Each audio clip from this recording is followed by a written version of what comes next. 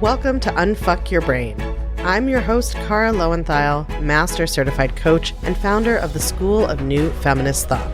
I'm here to help you turn down your anxiety, turn up your confidence, and create a life on your own terms, one that you're truly excited to live. Let's go.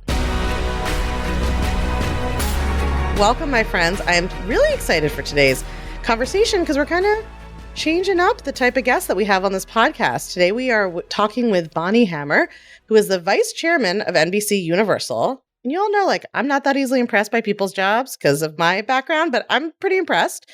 And she's also the author of a new book that's coming out around the same time my book comes out, called 15 Lies Women Are Told at Work and the Truth We Need to Succeed. So we are all about the patriarchy's lies here on this podcast. So I'm very excited to dig into this. But as I told her before we started, the unusual thing I do with introductions is I like women to brag about themselves. And so I'm going to ask Bonnie to tell us in her own words, kind of her background, how she got to this part, her career, and, to brag on herself a little. Well, it's first and foremost, I don't usually do it that way, but because Kara's asked, I will somehow figure out that path.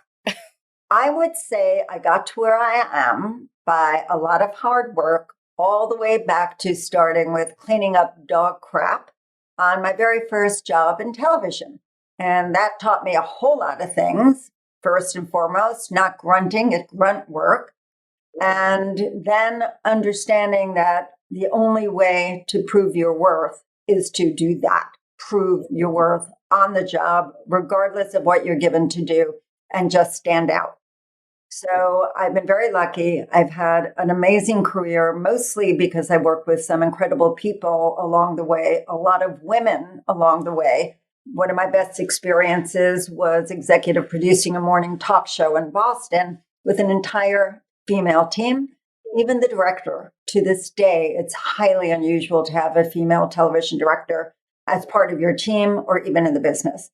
And basically zigzagged my way from morning talk show to development of fiction to overseeing small teams, Sci-Fi Channel, USA, to all of cable, and then studios, and then streaming. And here I am as vice chair. And I often say that my job as a vice chair is basically being the advisor to help people navigate the vice in our world. All right. I'm glad that you explained that because I was going to say, I don't actually know what a vice chairman does. So if you could tell us that would be helpful. So what experience has led you to write your new book? Did you sort of always know you wanted to write a book, or did this idea come out of this blue one day? It's interesting. I've always wanted to figure out a way to pay it forward. I've been very lucky. I've had some great experiences in my life, some amazing mentors, supportive mentors, and challenging mentors. And I think what other women need are actually female. I hate the word mentor because it's men. And I think what women need more than anything right now to help them navigate the workplace are other women to basically support, cheer them on, but also be challengers. And for me, my best learning has always been when I've had challenging mentors, and there aren't enough of them around. Either people are afraid of them, or those who are mentors who would be challenging are too afraid to really say what they think. And I think that's what's helped me grow in the industry, are those who pushed me rather than just play cheerleader. Oh, that's interesting, because I do think a lot of people, this is something I hear from, actually, I was just talking to somebody about doing an event around this, from women who are in leadership where they have mentees, and it's the difficulty they have in figuring out how to be supportive while not being kind of unrealistic, or deliver the information that the person really needs or the kind of feedback that they really need, because women are so socialized to be nice and be supportive and only say the positive. So I'm sure you must now also be a mentor to other... A mentor. I'm curious about your thought process in being a mentor. Do you find that instinct in yourself to be oh, I should be nice, and then you have to push yourself to say the real thing? No, she's already shaking her head. No. Tell us about your philosophy. My reputation is one of being a truth teller. And I don't think it helps anyone, whether it's in the work setting, in a friendship, in a relationship, where you basically say what other people want to hear and or support people falsely, because that's not going to help them grow. And I'm very big in being honest, but careful in the way I give that feedback. So I'm a huge believer that it's not necessarily what you say, but it's how you say it, and how open the person is who's hearing it. Do they genuinely want to listen? Do they genuinely want to grow? But I've been known within my own world to just tell the truth, but privately, carefully, and in a way that people can use the information to help them move forward. And I've done it to people who report directly for me. I've done it to other women that I've mentored who kind of think they're playing the game in a way that's going to get them somewhere when in fact they're just not reading a room, they're not listening, they're not seeing, they're not hearing. They're just following a path that somebody else has told them.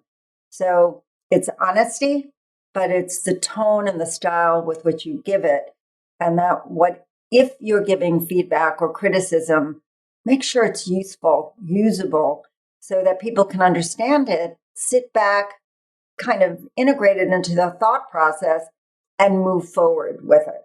Yeah, I think that's so important. So I definitely see one of the problems I see with how people give feedback is that from the brain perspective, I know it's like the way somebody's acting is based on what they're thinking and how they can think to do things, right? I'll see even with my own organization when I'm like mentoring my team to manage their people, right? That like people just want to be able to say to someone, okay, well, this is what should be different about your performance. And then that person's supposed to somehow figure it out. But like if they already knew how to do, they're not trying to make mistakes or screw it up. If they already knew how to do it correctly, they would be. And so I think that's such an important point that like you need that feedback in order to be useful has to be actionable in some way. I think women are socialized to always assume they're wrong.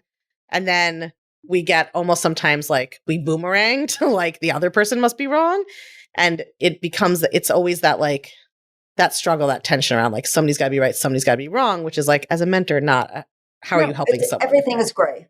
There's no absolute. Everything is gray. You have to learn how to become comfortable with discomfort. Everything isn't going to be perfect. There's change constantly, and it's understanding how to embrace that.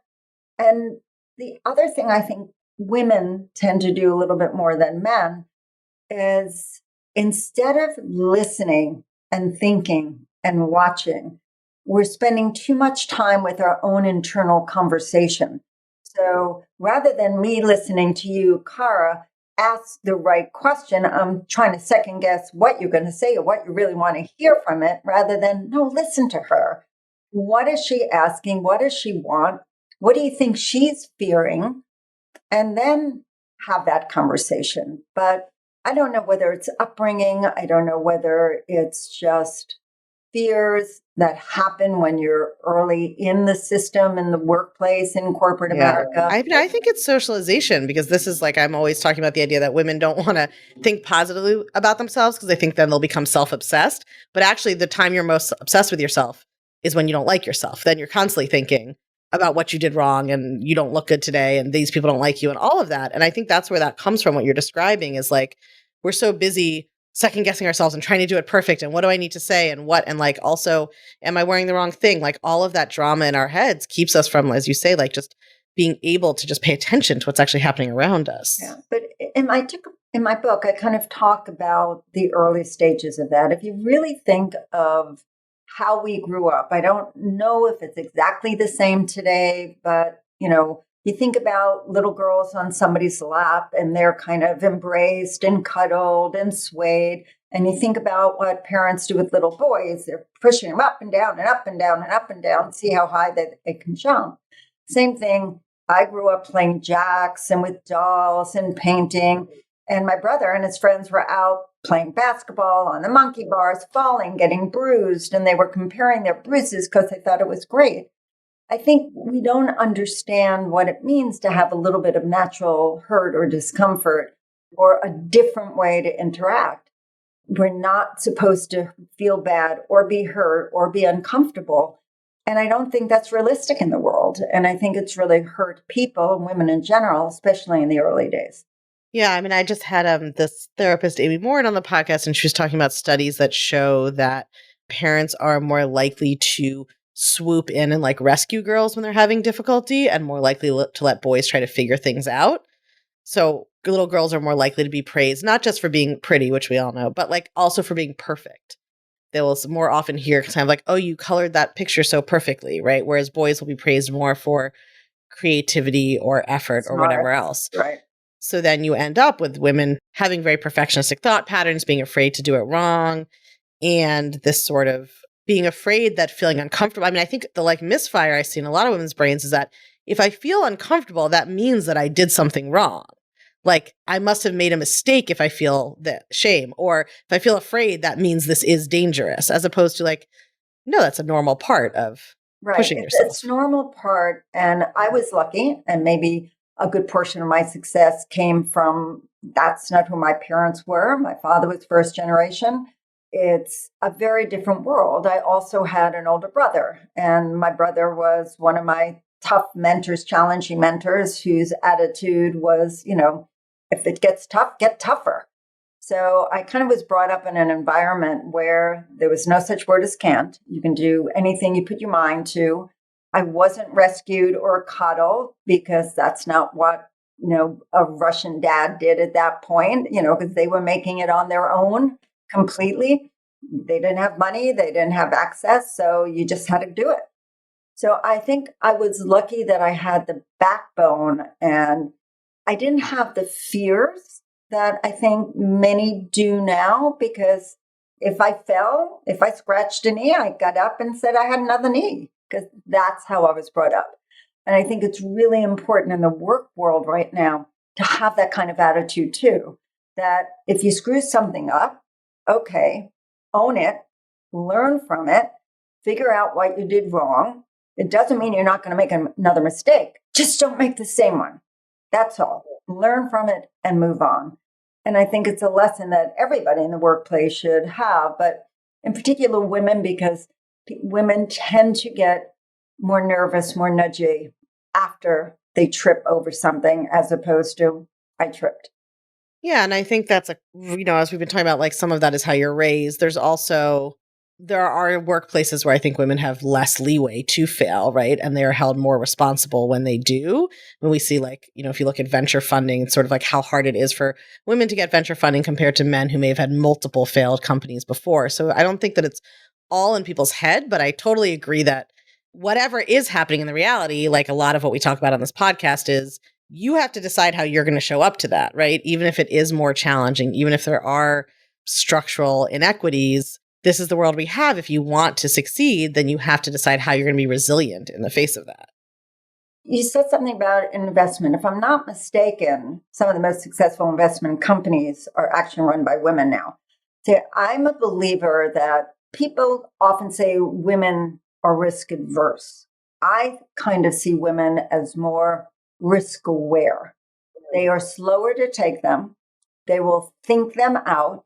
They will do their homework. But then when they do take them, they're far more likely to succeed because they the studies show they're better investors than guys are just jump into it, try it, and if it works, works. It doesn't, they'll take risks, but they're not calculated risks. Yeah. Yeah, I mean, the studies show that women are better investors than men, right? They get better returns overall, totally.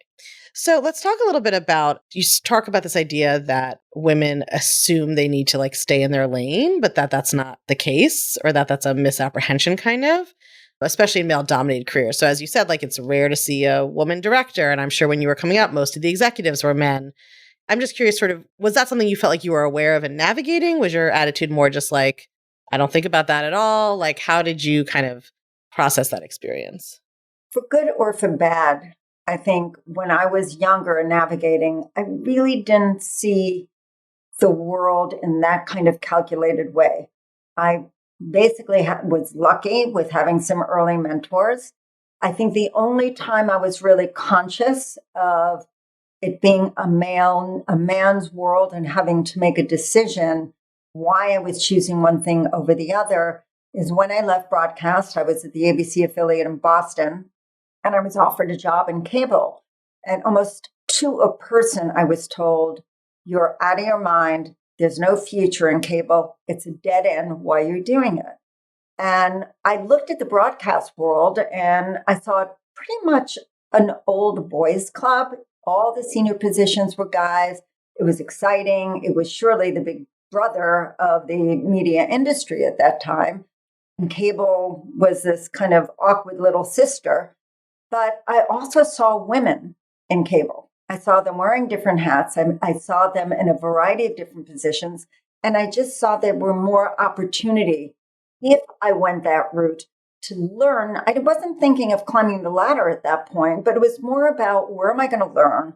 Where am I going to get experience? How am I going to learn from other people as opposed to just climb a ladder? So that was the only time that it was a conscious decision because I thought I had more room to grow because they were more open to women, but not in any kind of sexist way. It was just what seemed to be the reality. So you talk about in the book the idea that good things come to those who act. So I'd love to talk a little bit about that because I think a lot of, just humans, but also particularly because women are socialized to do things perfectly. It's like they want to have it all figured out before they take any action and have the master plan that they will ensure success. And then of course you can never feel sure of that. So you can end up spinning for so long. Just talk a little bit about that kind of concept, will you? And how that's played out in your life. I think I learned how to use my voice when I was working for a morning talk show because we had no money to bring in people to be on the show. The only currency we had was our voice. How do we convince Kara to come on the show and do an hour and a half segment about something? And the only way we could do it was talking them into why they should be on our show on ABC rather than NBC or CBS or whatever it was. And I think too many people are afraid to use their voice. They're afraid they'll be turned down. They'll be afraid that people won't listen to them or that they'll just get a no. And for me, in my mind, when somebody says yes, it means yes, take it. Shut up, stop talking, the end. But if somebody says no, it's kind of a challenge because it usually means not right now, not here, maybe not me, but over there, you could get it. It's a challenge to find the yes. And part of it is basically having what I called chutzpah, or what I play with in the book and call gutzpah, is the way to get pretty much anything you want, but by, in a sense, empowering other people to want to help you. Rather than being arrogant, rather than being entitled, rather than demanding, basically asking in a way that gives people the desire to help you and to say yes. Whether it's, a table at a restaurant that's fully booked, and instead of going online and just doing what they say online and finding out it's closed out, making the phone call, taking that extra effort, calling, and if you know the restaurant, asking for a specific person at that restaurant, and then in a very nice, sweet way saying, I know you're booked, I see it online, but if there's any chance, any cancellation, if there's any way I can get a table for 4, I don't care if it's 6 or 8 o'clock, but anywhere, because I have this last minute guest coming and I love your restaurant. 9 out of 10 times, you're going to get that table. And all it is having the energy, the tone, and style of how to get that yes. And too many people are afraid to do that, to ask, or they don't know how. And it's kind of simple. And as I said, it takes a little bit of chutzpah, ballsiness to kind of do it. But again, partially because of my upbringing, my father's, belief that there's no such thing as can't, I've learned how to navigate that road. And then being on Morning Talk, again, reinforced that. And I had one colleague who worked for me who I adore to pieces to this day, who I don't think has ever gotten a no in her life. She has the biggest smile. She's an attractive, lovely woman, but not somebody who you go, I'm just going to say yes about anything to her. She is capable of getting anybody to say yes about anything because the style and warmth in which she asks. To this day, she can do it. Yeah, I think that's such good advice. And I think often women are afraid to ask anything because they think that makes them entitled. But you're just asking. People are allowed to say Right. no. And this comes up like when I'm coaching people who are like running a business, trying to make asks. It's like, you're not holding somebody hostage. They can say no if they don't want to work with you, right? Like you would be entitled to call and, I don't know, yell at the maitre d' and tell them that you deserve a table and how dare they. Nobody who's worried about this is going to do that. It's that sort of belief that, it's greedy to even want or ask for something when it's actually just perfectly acceptable. And And I think we underestimate, like it feels good to other people to help us, like just like it feels good to us that's exactly right. to say And yes to guess someone what? else. If you get a no, it's not a rejection of you. It's just a no for the moment. Move on.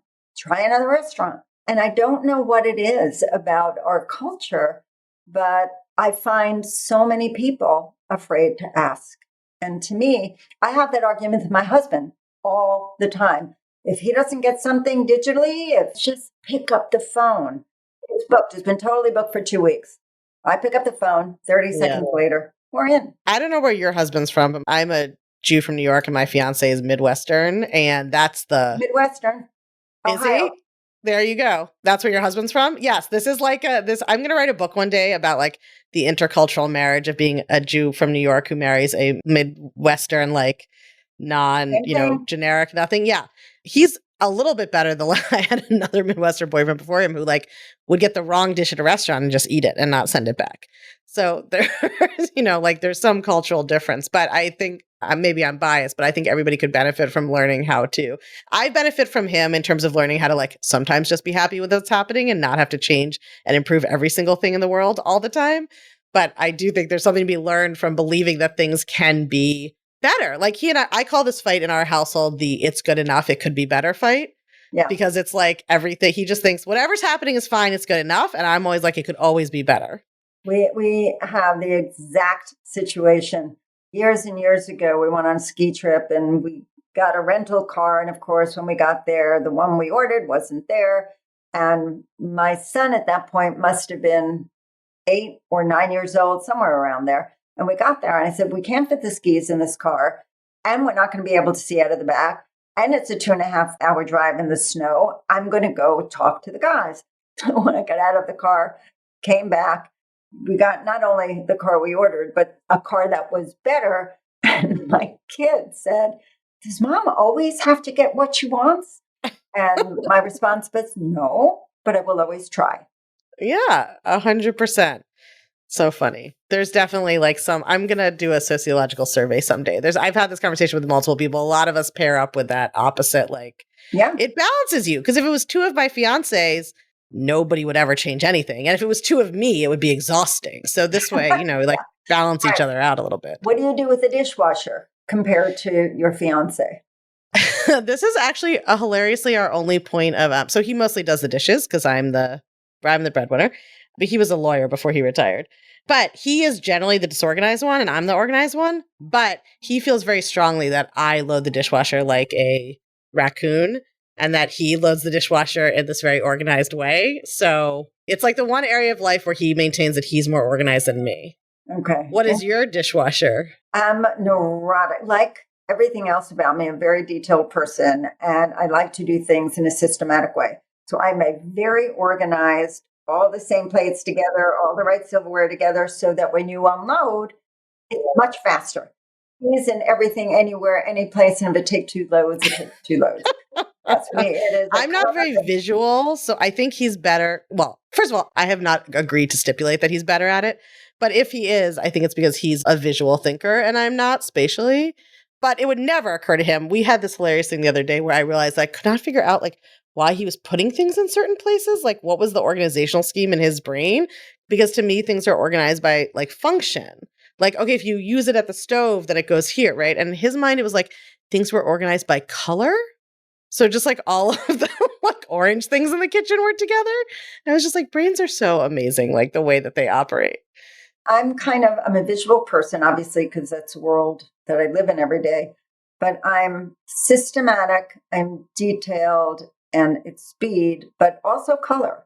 There you go. Something about that. My closet, things are organized in color. Yes, that's true. This isn't a totally fair comparison because I can load it however I want because he's the one who's going to unload it. Like I'm Okay. just visiting when I do the dishes. So All right. I just can be chaotic and then he'll deal with it. So Most important topic we could be talking about. listen, people love this kind of stuff. It makes them feel seen. They're like, if I surveyed this podcast listenership, I'm going to say 60% of us are in this type of relationship where we are the like, I'm going to make things better. And we have paired up with somebody who's like, everything's fine.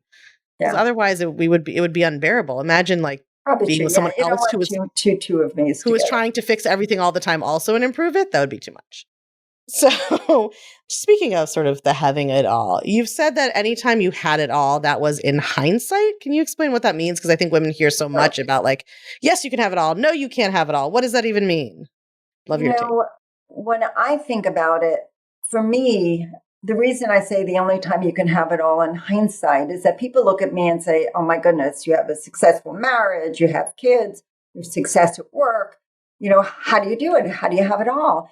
And my thing was, I don't. I've never had it. Every step of the way, it was all about choices. Choices I made. And when I made those choices, something was sacrificed along the way. But the main issue with having it all, first of all, your all and my all are two different things. And first and foremost, we have to figure out what is all for you? What is all for me? What is all for any of my colleagues or friends? My all is not their all. Yeah, I mean, I think it's so important because women are sold one vision of having it all, which isn't something that everybody wants. And in that vision, you're somehow supposed to have it all at one time, right? Whereas if you think about your life in the longer span, I mean, I feel like a lot of our suffering comes from only looking at like this year and next year and trying to think like sort of somehow we're going to like have to accomplish all of our goals or have everything perfectly balanced in that short time period or whatever, as opposed to like, yeah, when you look back, if you're 80, is it going to be like, okay, my 30s were mostly focused on this. Then in my 40s, I was mostly focused on this. Then my 50s were this. Like, I'm not saying the decade is the magic number, but I think for women who are feeling that pressure, two really important things from this conversation. Remember, like, number one, what is actually your having it all, not what society told you. It's not the same for everybody. And what does that look like over the long term? Not it all having to happen at once. What are those sacrifices you're willing to make? So your book, 15 Lies Women Are Told at Work and the Truth We Need to Succeed, is available now. I assume people can order it anywhere. So we've probably touched on some of the lies, but there's some you guys haven't heard anything about yet. So you need to go buy the book, read it to learn what those lies are. Where can people find you if they want to follow you, learn more about your work, keep up with you? Well, because I'm still at NBCU, I don't really do Facebook or Insta, but I'll be on a bunch of podcasts. I'll be doing some television shows, et cetera, about the book. And it's a good question. I'm going to have to find a way where people can come in touch with me and which different coaches and people I'll be working with down the road, hopefully to share more. All right. So buy the book is the answer. And then Bonnie will pop back up. The algorithm will bring you to her. Thanks so much for coming on. It's been fun. Thanks for having me, Kara. And good luck. And congratulations and good luck with your upcoming marriage. Thank you. If you're loving what you're learning on the podcast, you have got to come check out the Feminist Self-Help Society. It's our newly revamped community and classroom where you get individual help to better apply these concepts to your life, along with a library of next-level, blow-your-mind coaching tools and concepts that I just can't fit in a podcast episode. It's also where you can hang out, get coached, and nerd out about all things thought work and feminist mindset with other podcast listeners just like you and me. It's my favorite place on earth, and it will change your life, I guarantee it. Come join us at www.unfuckyourbrain.com/society. I can't wait to see you there.